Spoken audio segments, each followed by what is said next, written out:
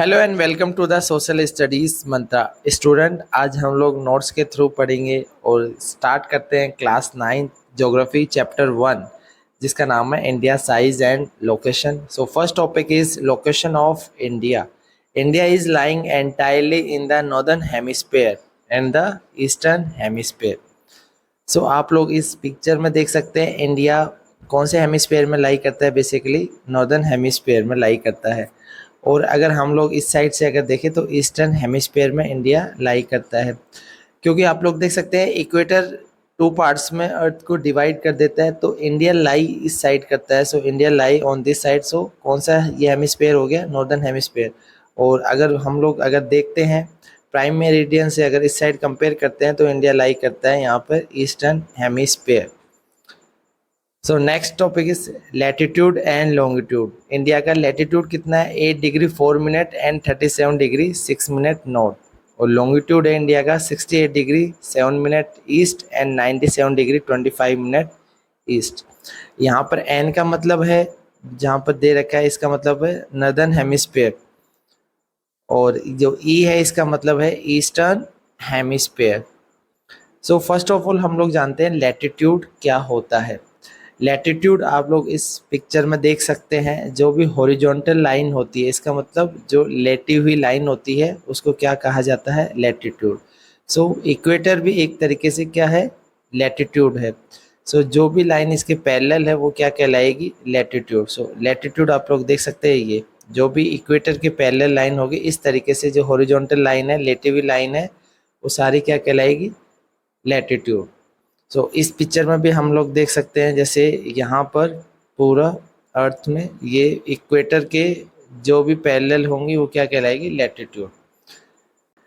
अब हम लोग देखते हैं लॉन्गिट्यूड क्या होता है। लॉन्गिट्यूड मीन्स लॉन्ग लाइन, इसका मतलब जो लंबी लाइन होती है। और बेसिकली ये कौन सी होती है? वर्टिकल लाइंस को हम लोग क्या कहते हैं? लॉन्गिट्यूड। सो आप लोग इस पिक्चर में देख सकते हैं, जैसे ये क्या है? Prime meridian. So prime meridian भी लॉन्गिट्यूड होता है। लॉन्गिट्यूड इस हिसाब से होता है, आप लोग देख सकते हैं। सो ये लाइन कौन सी है? Long line means longitude. So इस पिक्चर में भी आप लोग देख सकते हैं ये 0 डिग्री प्राइम मेरिडियन। सो ये जो भी लाइन बनेगी ये सारी क्या है? लॉन्गिट्यूड। सो बेसिकली अगर ये जो ग्लोब है इसमें 0 डिग्री इक्वेटर, इसके जो भी लाइन पैरेलल है इस हिसाब से वो सारी क्या कहलाएगी? लैटिट्यूड। और ये प्राइम मेरिडियन है, ये 0 डिग्री। और ये कौन सी लाइन है? ये कहलाएगी वर्टिकल लाइंस और इसको बोला जाएगा लॉन्गिट्यूड।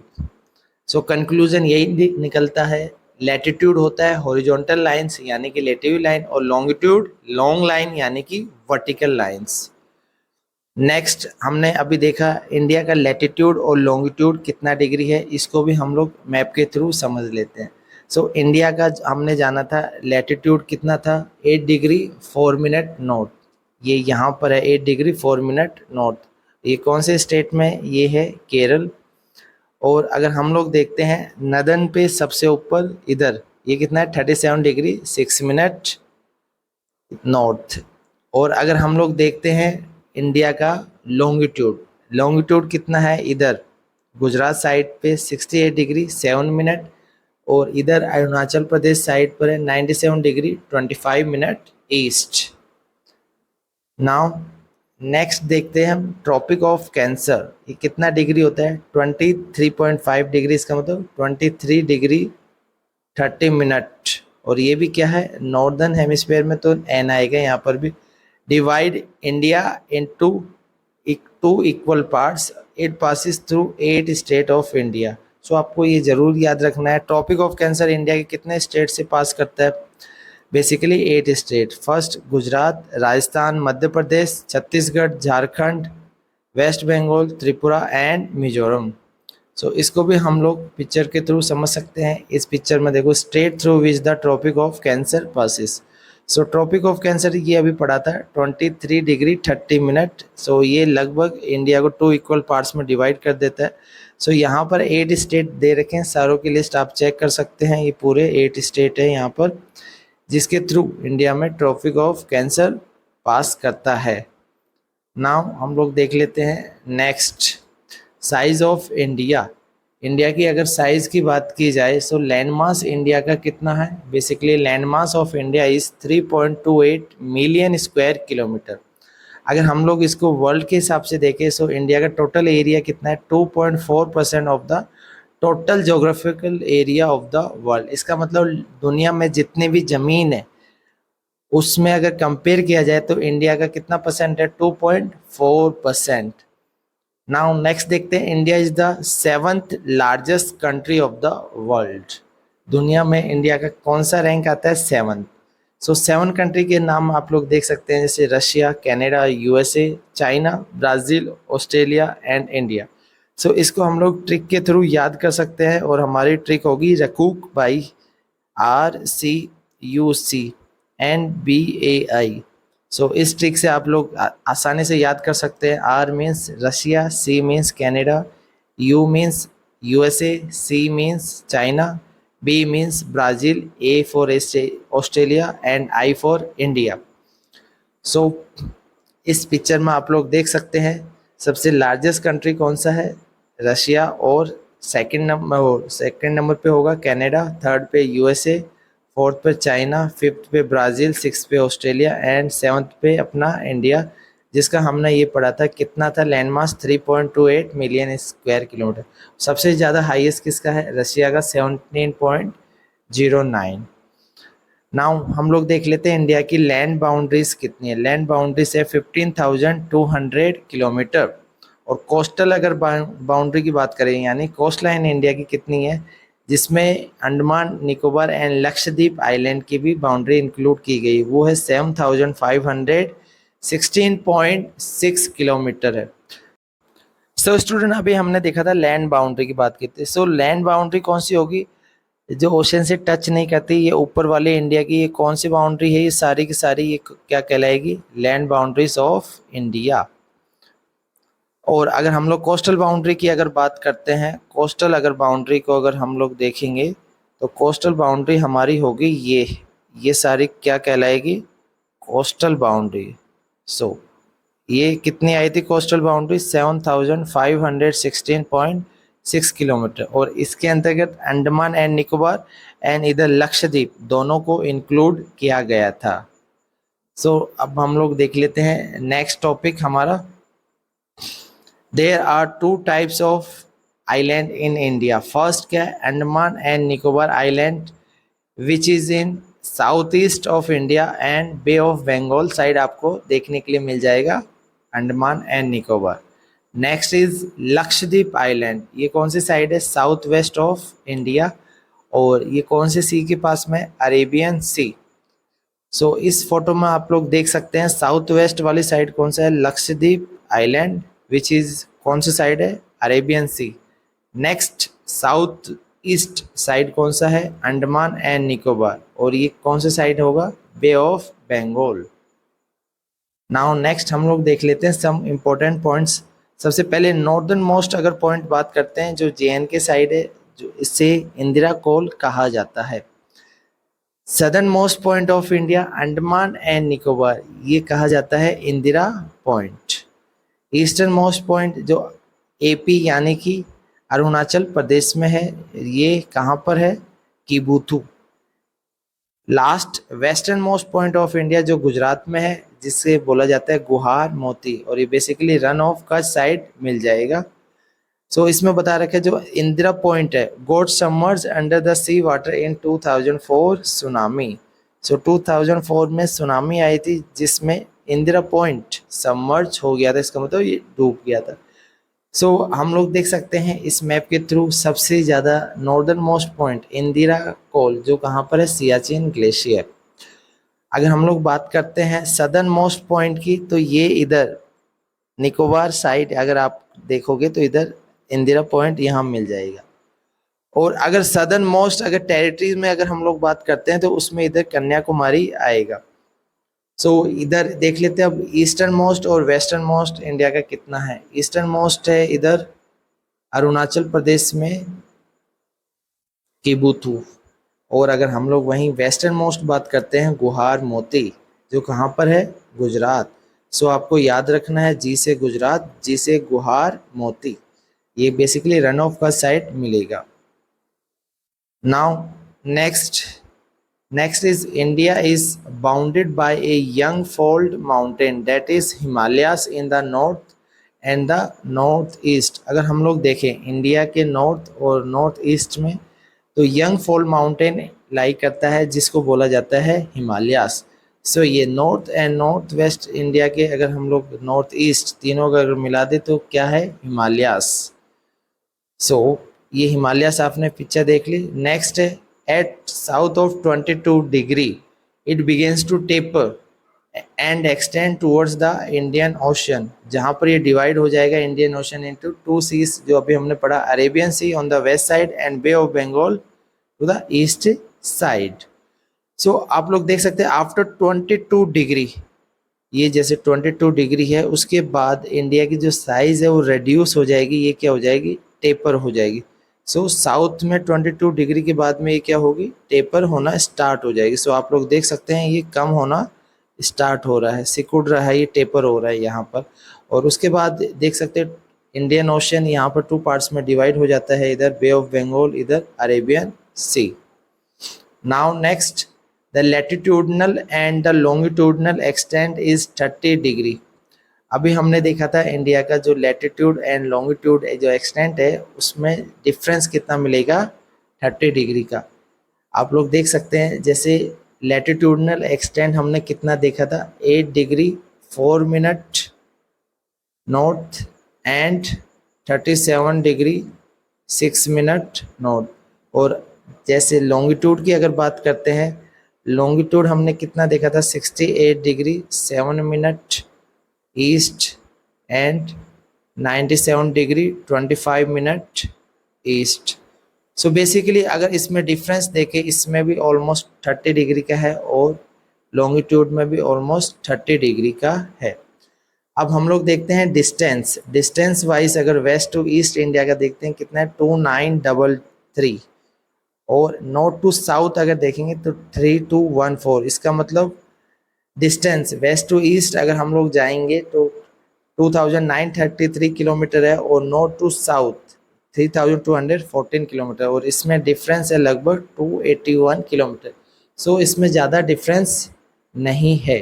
तो स्टूडेंट इस पिक्चर में आप दोबारा से चेक कर सकते हैं इंडिया का जो डिस्टेंस है इस साइड, अगर हम लोग देखते हैं 2933 किलोमीटर है, और अगर हम लोग जो नॉर्थ टू साउथ देखते हैं तो 3214 किलोमीटर है। स्टूडेंट बहुत ही इंपॉर्टेंट टॉपिक है standard meridian. So standard meridian India का कितना है और कहाँ से पास होता है वो अच्छे से डिटेल से पढ़ेंगे। So standard time of India was taken from UP, that is Mirzapur से पास करता है, और ये कितना डिग्री लिया गया है, 82 degree 30 minute. So India standard time basically 5 hours 30 minutes ahead from the GST, means Greenwich Standard Time से। So from Gujarat to Arunachal Pradesh there is a time lag of 2 hours। और अगर standard meridian India से अगर देखें कितने state से pass करता है, सो 5 state, Uttar Pradesh, Madhya Pradesh, Odisha, Arunachal Pradesh and Chhattisgarh. Now next photo में हम लोग देख लेते हैं, जैसे इस फोटो में दे रखा है गुजरात और अरुणाचल प्रदेश। अगर इसमें कंपेयर करते हैं, गुजरात का कितना डिग्री हमने लॉन्गिट्यूड पढ़ा था, 68 डिग्री 7 मिनट, और इधर अरुणाचल प्रदेश का था 97 डिग्री 25 मिनट। सो इसमें लगभग 30 डिग्रीज का फर्क है, और 30 डिग्रीज में 2 आवर्स का डिफरेंस आ जाता है।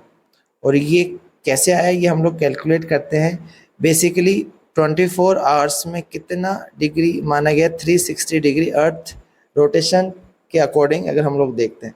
सो अगर इसको हम लोग डिवाइड कर लेते हैं 24 को, तो कितना 1 आवर्स का आ जाएगा, 360 divided by 24 that is 15 degree. इसका मतलब 1 घंटे में कितना डिग्री का फर्क है, 15 डिग्री का। और अगर इसको हम लोग कन्वर्ट कर सकते हैं 60 मिनट, यस 1 आवर्स को क्या लिख सकते हैं, 60 मिनट मीन्स 15 डिग्री।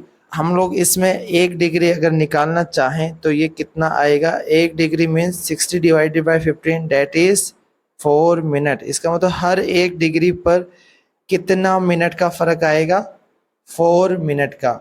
और लगभग 15 डिग्री पर कितने फ़र्क आएगा, 60 मिनट या फिर 1 आवर का। सो यहाँ पर हमने देखा था अरुणाचल प्रदेश एंड गुजरात में 30 डिग्रीज का डिफरेंस था, जिसका मतलब ये है यहाँ पर 2 आवर्स का डिफरेंस होगा। अगर यहाँ पर सूरज, अगर ये मानते हैं 5 बजे अगर यहाँ पर सूरज उगा है, तो इसका मतलब ये जो गुजरात है वो 2 घंटे उससे पीछे चल रहा है। सो यहाँ पर कितने बजे होंगे, 3 बजे होंगे, और ये 5 बज चुके होंगे कहाँ पर, अरुणाचल प्रदेश में। सो अब ये जो डिफरेंस था, इसलिए इस पूरी कंट्री में सेम टाइम जोन होना ज़रूरी है, जिस वजह से हमने क्या किया, इसके बीच में सेंटर पॉइंट लिया और इसको माना गया 82 डिग्री 30 मिनट, जो कि मिर्ज़ापुर यूपी से पास होती है। सो इसलिए बताया गया है कि इस पूरे जो कंट्री है उसमें जो टाइम लिया जाएगा, वो जो मिर्ज़ापुर उत्तर प्रदेश, इसमें जो भी टाइम है वो पूरे देश में लागू होगा। जैसे यहाँ पर अगर 4 बज रहे हैं, इसका मतलब ये पूरे देश में यहाँ पर 4 बज रहे होंगे, उस समय सेम टाइम माना जाएगा। The latitudinal extent influence the duration of the day and night as one move from south to north। इसका मतलब अगर हम लोग साउथ टू नॉर्थ की तरफ चलेंगे, तो जो लैटिट्यूडनल एक्सटेंट है वो इफेक्ट करेगा किसको, ड्यूरेशन को, डे एंड नाइट की। जैसे इस पिक्चर के थ्रू आप लोग समझ सकते हैं, अगर हम लोग इक्वेटर्स, ये 0 डिग्री, इससे ऊपर जैसे इंडिया लोकेट करता है, सो केरल से अगर हम लोग ऊपर जाएंगे तो यहाँ पर जम्मू कश्मीर की तरफ, सो ड्यूरेशन में उसमें आपको फ़र्क मिलेगा। इसका मतलब अगर साउथ टू नॉर्थ की तरफ जाएंगे तो ड्यूरेशन में ज़रूर फ़र्क मिलेगा, दिन और रात के टाइम में। सो स्टूडेंट, इस तरीके से अभी हमने पार्ट 1 कंप्लीट कर लिया, कल इसका पार्ट 2 आ जाएगा। आप लोग कमेंट बॉक्स में जाकर ये ज़रूर बताना कि नोट के थ्रू आपको कितना आसान लगा, या फिर जो पीपीटी के थ्रू हम लोग पढ़ा रहे थे वो नोट्स ज़्यादा अच्छे थे, या फिर जो हैंडमेड नोट्स है वो ज़्यादा बेटर है। तब तक इस वीडियो को आप ज़रूर लाइक करें, शेयर करें एंड सब्सक्राइब करें। Hello and welcome to the Social Studies Mantra. Student, आज हम लोग क्लास 9 ज्योग्राफी चैप्टर 1 जिसका पार्ट 2 कंप्लीट करने जा रहे हैं। आज के टॉपिक की स्टार्ट करते हैं। Topic is India and the world. India has a central location between the east and west Asia. इसका मतलब इंडिया की लोकेशन वाइज अगर बात करें तो हम लोग सेंट्रली लोकेटेड है बिटवीन ईस्ट और वेस्ट एशिया की। Next point is India is a southward extension of the Asian continent. अगर एशियन कॉन्टिनेंट में बात करें तो हम लोग साउथवर्ड एक्सटेंशन है। सो इस पिक्चर के थ्रू हम लोग समझ सकते हैं ये इंडिया है। इंडिया लाई करता है इधर, सेंट्रली लोकेटेड है between east Asia and the west Asia. इसके सेंटर में हम लोग लाई करते हैं, और हम लोग साउथवर्ड एक्सटेंशन है एशिया का। Now next, trans Indian Asian route connect Europe in west and countries of east Asia. Next point, Deccan peninsula. Deccan peninsula means ये जो इलाका है ये Deccan peninsula. So Deccan peninsula, इसमें भी हम लोग देख सकते हैं। सो दिस डेक्कन पेनिनसुला क्या करता है, कॉन्टैक्ट बनाता है हमारा वेस्ट एशिया से, अफ्रीका से एंड यूरोप से फ्रॉम द वेस्टर्न कोस्ट। अगर इसके वेस्टर्न कोस्ट की तरफ अगर बात करें तो हमारा कॉन्टैक्ट किससे होता है, वेस्ट एशिया से, अफ्रीका से एंड यूरोप से। वहीं अगर हम लोग ईस्टर्न कोस्ट की अगर बात करें तो हमारा कॉन्टैक्ट होता है इसके through south east and the east Asia. Now इस पिक्चर के थ्रू हम लोग जान सकते हैं यहाँ पर कौन सा कोस्ट है, यहाँ पर वेस्ट कोस्ट है। सो इसमें हमारा कांटेक्ट होता है वेस्ट एशिया से, यूरोप से एंड अफ्रीका से। वहीं अगर हम लोग बात करें ईस्ट कोस्ट की यहाँ पर, सो ये हमें कांटेक्ट बनाता है इजीली ईस्ट एशिया से और साउथ ईस्ट एशिया से। सो आप लोग इस पिक्चर को आसानी से समझ सकते हैं कि जो इंडिया की लोकेशन है वो सेंट्रल लोकेशन है। और अगर इंडियन ओशन में भी अगर बात करें, इंडियन ओशन में भी हम लोग सेंट्रली लोकेटेड हैं। और दूसरी इम्पोर्टेंट बात, इंडिया की जो कोस्ट लाइन है सबसे ज़्यादा है, जिस वजह से इस ओशन का नाम इंडियन ओशन रखा गया है। Next point is India has eminent position. मतलब इंडिया की पोजीशन बहुत ज़्यादा इंपॉर्टेंट है यहाँ पर in the Indian ocean, as it has the longest coast lines.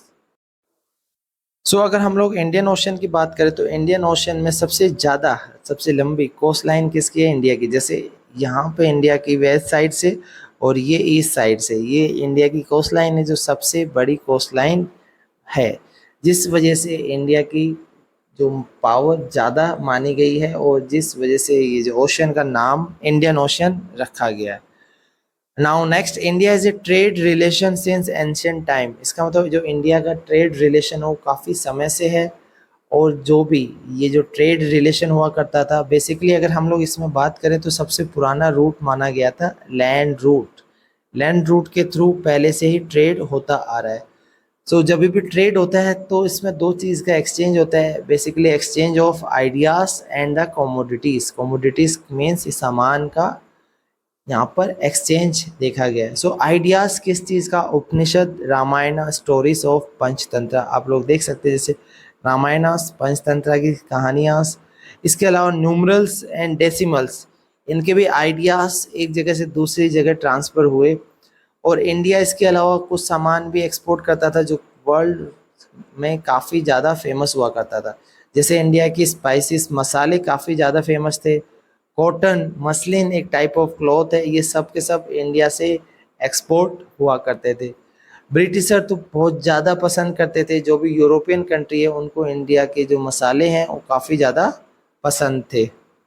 Now next हम लोग देख सकते हैं जो ये डोम साइज है, डोम स्ट्रक्चर है, ये भी हमें वेस्ट एशिया से मिला है। और इसके अलावा ये जो मीनारेट्स है ये भी वेस्ट एशिया से देखने के लिए मिल सकता है। ये मीनार जो साइज है ये, और डोम साइज जो इस हिसाब से जो बनता है ये कहाँ से है? वेस्ट एशिया से यहाँ पर आया है। और इसके अलावा जो ग्रीक जो स्कल्पचर है वो भी यहाँ पर आप लोग देख सकते हैं।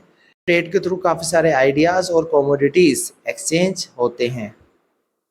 नाउ नेक्स्ट टॉपिक देखते हैं हमारा इंडियाज़ नेबर, इंडियाज़ के नेबर के बारे में। और बेसिकली इसमें दे रखा है India has 28 state and 8 union territories. So इसकी लिस्ट दे रखी है लास्ट में, आप लोग पीडीएफ को अच्छे से डाउनलोड करके देख सकते हैं। इसमें पूरा इंडिया के जितने भी स्टेट है साथ के साथ उनकी जो भी कैपिटल्स है आपको यहाँ पर मिल जाएगी। जो भी स्टेट है उनकी कैपिटल उनके सामने दी गई, सो ये आपको पढ़ने में आसानी रहेगी। सो इसको एक बार ज़रूर रीड कर लेना। इंडिया की जो भी 28 स्टेट है उनकी कैपिटल्स उनके सामने दी गई है। भी इंडिया के यूटी है, बेसिकली पहले 9 हुआ करते थे, अब कितनी है? 8 यूनियन टेरिटरीज है।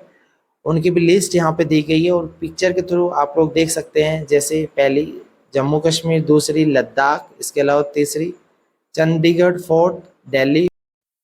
फिफ्थ आप लोग देख सकते हैं पहले ये 2 हुआ करते थे, अब इनको मर्ज कर दिया गया है। जैसे Daman and Diu, second Dadra and Nagar हवेली।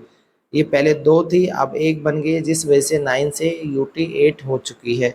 इसके अलावा 6 है Lakshadweep, 7 is Puducherry and last 8 is Andaman and Nicobar. So आपको ये अच्छे से याद रखनी है। और साथ के साथ इन सभी यूनियन टेरिटरीज के सामने कैपिटल भी आप लोग देख सकते हैं। जैसे अंडमान एंड निकोबार की कैपिटल क्या है? Port Blair. चंडीगढ़ की चंडीगढ़ ही है। सो काफ़ी आसान है याद रखना।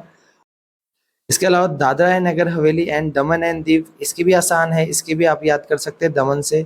दिल्ली की भी बहुत आसान है, न्यू दिल्ली है। जम्मू एंड कश्मीर के लिए आपको स्पेशली याद रखना है, श्रीनगर होगी for summer and Jammu for winter. Lakshadweep की कावरती है, पुडुचेरी की पौंडीचेरी है, लद्दाख की लेह है। सो ये हमारी टोटल 8 यूनियन टेरिटरीज है, इसको आपको अच्छे से याद रखना है। नाउ नेक्स्ट टॉपिक हम लोग देखते हैं जो भी इंडिया के नेबर्स है उनकी बाउंड्रीज अच्छे से देखते हैं। इंडिया की कौन कौन से कंट्रीज के साथ बाउंड्री कौन से साइड है। सो फर्स्ट ऑफ ऑल अगर हम लोग बात करते हैं north west, so north west में हमारे पड़ोसी देश पाकिस्तान एंड अफगानिस्तान। बेसिकली अफगानिस्तान ये जो पीओके वाला है जो एरियाज है वहाँ पर हल्के से यहाँ पे आपको देखने के लिए मिल जाएगा। ये कौन सा कंट्रीज है इधर? अफगानिस्तान। पाकिस्तान इधर है। सो ये कौन से साइड से है? ये बेसिकली इंडिया के नॉर्थ वेस्ट साइड से है, इंडिया की बाउंड्री टच करते हैं। इसके अलावा नॉर्थ से अगर बात करें, इसे 3 कंट्रीज इंडिया के बॉर्डर पे है। फर्स्ट इज तिब्बत, चाइना का जो पार्ट है, second Nepal, third is Bhutan. So आप लोग देख सकते हैं ये तिब्बत एरिया, सो ये चाइना का पार्ट हो गया, नेपाल एंड भूटान। और अगर हम लोग देखते हैं eastern side, eastern side 2 countries है, बांग्लादेश एंड म्यांमार। सो इधर देख सकते हैं ये बांग्लादेश हो गया और इधर इसके पास में ही ये म्यांमार भी इधर ही है। बेसिकली म्यांमार इधर जो इंडिया के जो नॉर्थ ईस्ट है इधर दे रखा था। सो आप लोग देख सकते हैं इधर जो अरुणाचल प्रदेश और इसके बॉर्डर पर म्यांमार आता है। ये हो गई 7 इंडिया के नेबर जिनके साथ हमारा लैंड बाउंड्रीज टच करती है। इसके अलावा 2 कंट्रीज और भी है, जैसे श्रीलंका एंड द मालदीव्स। इनके साथ में हमारी लैंड बाउंड्रीज नहीं है, बट ये हमारे नेबरहुड कंट्री है, यानी कि पड़ोसी कंट्रीज है। सो ये आइलैंड नेशन भी है। सो श्रीलंका के लिए आपको स्पेशली ध्यान रखना है, जो श्रीलंका जो कनेक्ट करता है हमारे साथ वो है पाक स्टेट के थ्रू और गल्फ ऑफ मन्नार के through. So it is separated from India by a narrow channel of sea form by the Palk strait and gulf of Mannar. Basically आप लोग इसको फोटो के थ्रू समझ सकते हैं, ये श्रीलंका है और ये यहाँ से इंडिया से कनेक्ट करता है किसके थ्रू, पाक स्टेट और gulf of Mannar. Now last Maldives. Maldives it is situated to the south of the Lakshadweep. अगर हम लोग मालदीव की अगर लोकेशन की बात करें तो मालदीव लोकेटेड है साउथ ऑफ द लक्षद्वीप। सो लक्षद्वीप इधर है, इसके भी साउथ में क्या है, मालदीव इधर लोकेट करता है। डू यू नो में काफ़ी इंपॉर्टेंट बातें दे रखी इस चैप्टर में। सो पहली बात, since the opening of the Suez canal. Suez canal की बात हो रही है, जिसको ओपन कब किया गया था, 1869। इसकी वजह से इंडिया का जो डिस्टेंस था from Europe has been reduce by 7000 kilometre. So आप लोग देख सकते हैं स्वेज कैनाल ये इधर है। सो इसके थ्रू पहले जो कांटेक्ट होता था उसमें समय ज़्यादा लगता था, लेकिन अब बहुत कम हो चुका है। सो इससे डायरेक्ट यहाँ पर जा सकते हैं और यहाँ पे फिर यूरोपियन कंट्री की तरफ जा सकते हैं। पहले जब भी यूरोपियन कंट्रीज आती थी, सो साउथ अफ्रीका से इस साइड नीचे होते हुए फिर उसकी मेडागास्कर, इसको कहा गया मेडागास्कर, फिर ऊपर साइड इंडिया पे आते थे। सो इसमें काफ़ी ज़्यादा समय लगता था और इसमें किलोमीटर भी बहुत ज़्यादा हुआ करता था। लेकिन स्वेज कैनाल के ओपन होने की वजह से अब ये यहाँ पर डायरेक्ट यहाँ पर जा सकते हैं और इसमें 7000 किलोमीटर कम हो चुका है।